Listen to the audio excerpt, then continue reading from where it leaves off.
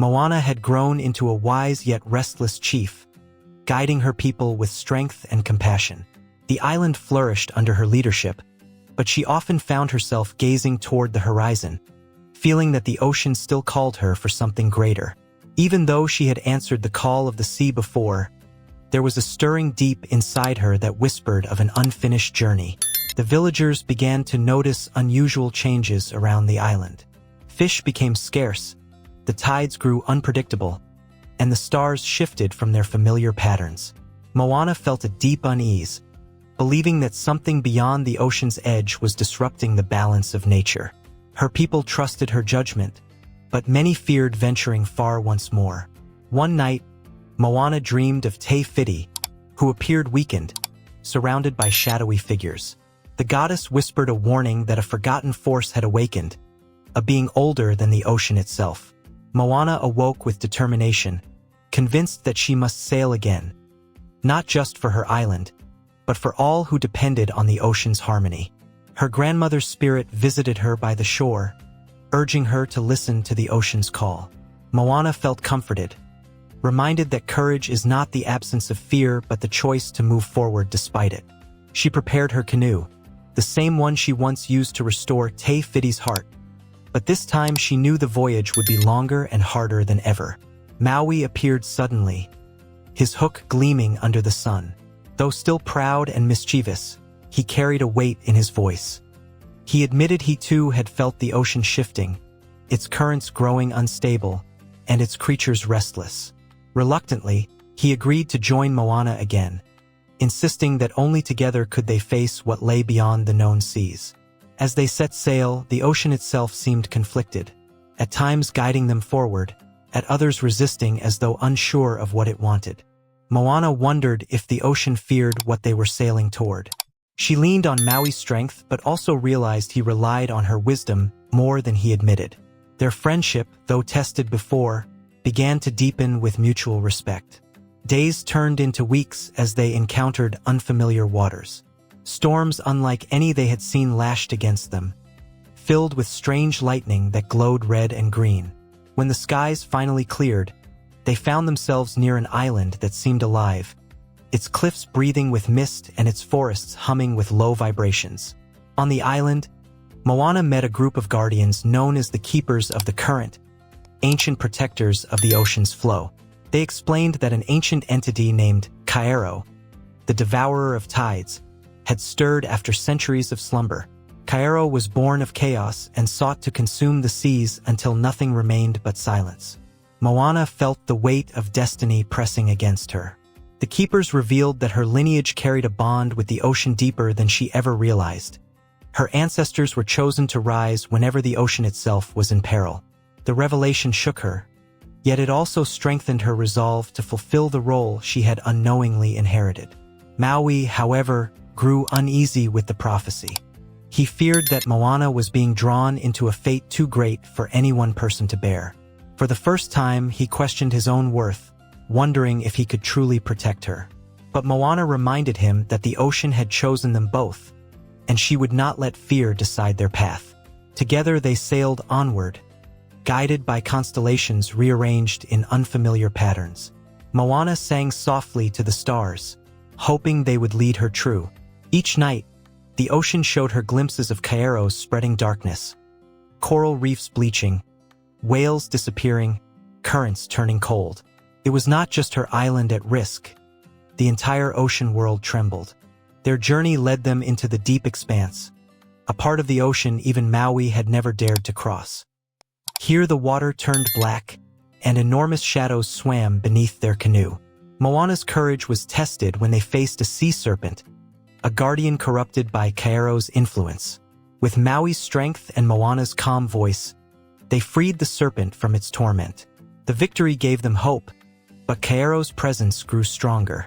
Moana began hearing whispers in her dreams, tempting her with visions of power, control over tides, storms, and oceans themselves. She realized Kairo thrived on fear and desire, feeding on hearts that wavered. Moana clung to her love for her people to resist its call. When they reached Kairo's domain, the ocean itself seemed to vanish. The The water was drained into a massive vortex, spiraling into a dark abyss where Kairo's form emerged. It was a monstrous being of shifting tides, with eyes like whirlpools and a voice like thunder. The sight filled Moana with dread, but she stood firm. Maui charged into battle, swinging his hook with all his might, but Kairo was no ordinary foe. Every strike seemed to vanish into waves that absorbed his strength.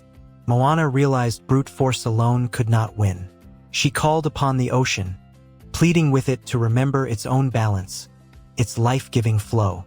The ocean responded, surging to her side with waves of light.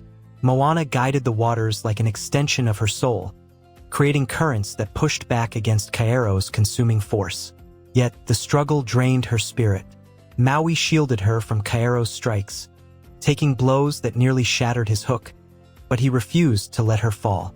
In the final clash, Moana dove into the vortex, reaching the very heart of Kairo. There she found not a monster, but a broken fragment of the ocean's spirit, twisted by centuries of neglect. She spoke to it not with anger, but with compassion, reminding it that the ocean's true nature was life, not destruction. Her words resonated, and the darkness began to dissolve. Kairo's massive form shattered into streams of water, returning to the ocean as it healed. The balance of tides was restored, the stars returned to their rightful places, and the sea creatures sang once more. Moana, exhausted but unbroken, rose from the abyss with the ocean carrying her safely to Maui. As they sailed home, Maui looked at Moana with newfound humility, admitting that her strength surpassed even the gods in ways he never imagined. Moana smiled, knowing that true strength came from listening, loving, and protecting rather than conquering. Their bond had grown unshakable. When Moana returned to her island, her people welcomed her with tears of joy. The seas calmed, the fish returned, and the island thrived again. Moana stood on the shore, gazing at the horizon once more, but this time with peace in her heart. She understood now that the ocean would always call her, not to wander aimlessly, but to guide, to heal, and to protect. And so, Moana's story continued, not just as a voyager or a chief, but as a bridge between the ocean and her people. The sea had chosen her not for one journey, but for a lifetime of keeping its spirit alive. And as long as she lived, the waves would carry her song to every corner of the world. But peace never meant the end of challenges. Moana began teaching the children of her island how to read the stars, navigate the seas, and honor the ocean's gifts. She knew that her legacy was not just in what she had done, but in what she passed on to those who would one day lead after her. Maui, though restless, found comfort in returning often to Moana's island. No longer a drifter, he began sharing his stories with her people, even teaching young voyagers how to respect the ocean's strength. For the first time, he felt he had a home worth returning to, and a family that accepted him not for his hook, but for his heart.